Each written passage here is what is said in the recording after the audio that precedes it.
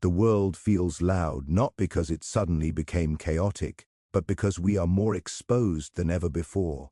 We wake up to notifications, opinions, crises, and expectations before we even remember who we are. Somewhere between scrolling and surviving, we forgot how silence feels, and in that noise, calm looks like a luxury, almost irresponsible. But calm is not escape. Calm is resistance. Most people are exhausted not because life is hard, but because they are trying to be everything at once. Strong, productive, available, ambitious, healed, informed, successful, unbothered. The pressure is subtle but constant. You are told you can do anything, but never told that you cannot do everything. Philosophy begins the moment you stop asking how to win and start asking what actually matters. We are living in a time where speed is rewarded and depth is optional. Faster replies mean more respect. Busy schedules mean importance. Rest feels like guilt. And yet, the fastest lives often feel the emptiest. Not because people lack goals, but because they lack grounding. When you never slow down, you stop noticing where you're going. The system trains you to measure your worth externally. Numbers, titles, milestones, visibility. It rarely asks if you are at peace with yourself. And so people keep climbing ladders only to realize they were leaning against the wrong wall. Philosophy does not tell you to quit the climb. It simply asks, why are you climbing? And what happens if you reach the top and still feel empty? Calm is misunderstood. People think calm means nothing hurts anymore, that you stop feeling anger, fear, jealousy, or doubt. That's not calm. That's numbness. Calm is when those emotions show up, and you don't let them hijack your identity. Calm is emotional maturity, not emotional absence. Control is the biggest illusion we chase. We plan, predict, optimize, and panic when reality doesn't cooperate. But life was never designed to be controlled. It was designed to be navigated. The more you try to dominate uncertainty, the more anxious you become. The moment you accept uncertainty as permanent, something inside you relaxes.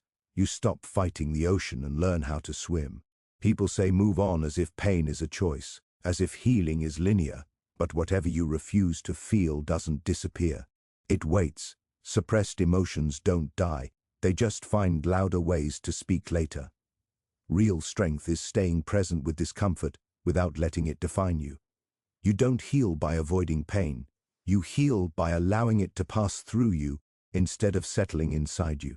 We confuse distraction with peace, entertainment with fulfillment, stimulation with meaning.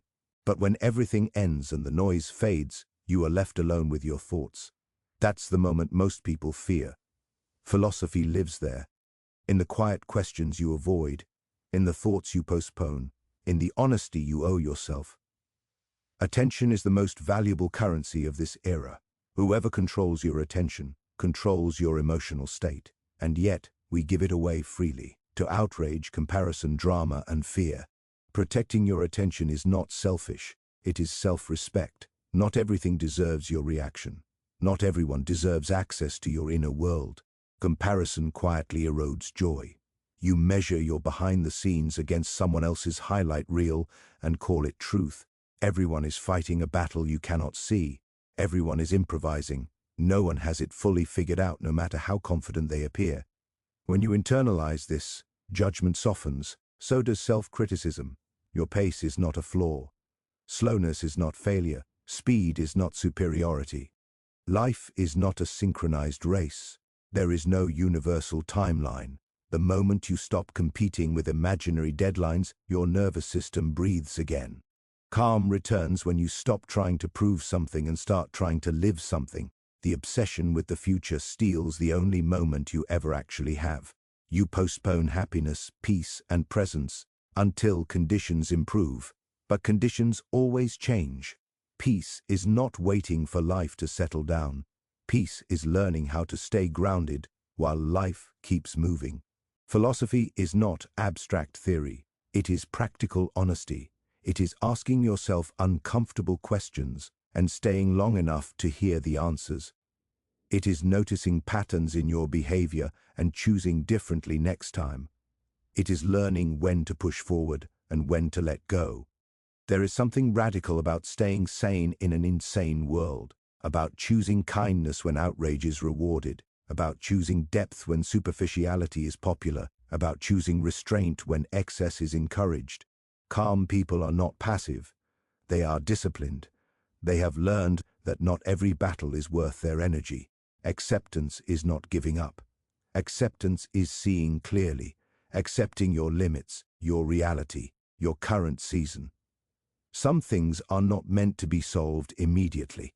Some things are meant to be lived through. When you stop demanding instant clarity, life feels lighter. At the core of calm is a simple truth. You will be okay, even when things are uncertain. Not because everything will work out perfectly, but because you are capable of adapting, learning, and continuing. Calm is trusting yourself more than you fear the world. And maybe that's the quiet philosophy behind it all. The world doesn't need to slow down for you to find peace. You just need to stop running from yourself.